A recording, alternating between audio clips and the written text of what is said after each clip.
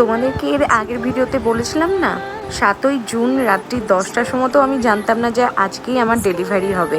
10:30টার সময় যেই ডক্টর এসে কনফার্ম করলো যে হ্যাঁ আজকেই আমার ডেলিভারি হবে, বিশ্বাস করো একটা থেকে যে ব্যথার জন্য কান্না শুরু করেছিলাম, 10:30টার সময় যেই শুনলাম যে আজকে আমার ডেলিভারি হবে, আমার তো ব্যথা যন্ত্রণা কষ্ট মনে হচ্ছে সব কোথায় চলে গেল। কারণ এত আনন্দ হচ্ছিল, মানে একটা টেনশন কাজ করছিল, ভয় হচ্ছিল, আনন্দ হচ্ছিল, একটা মনের ভেতর কি হচ্ছিল সেটা আমি তোমাদেরকে বলেই বোঝাতে পারবো না। আর আমি কতটা ফুলে গেছিলাম আমাকে তো দেখে বুঝতেই পারছো, আমার যেরকম পা ফুলেছিল সেরকম হাত সেরকম মুখ, জানি না কেন। এখানে এখন আমাকে ওটিতে নিয়ে যাচ্ছে, আর ওটির বাইরে সবাই দাঁড়িয়ে টেনশন করছে। আমি তো শুধু ভাবছিলাম আমার বরমশাই আমার মা কি করবে, কারণ ওরা একটুতেই এত টেনশন করে।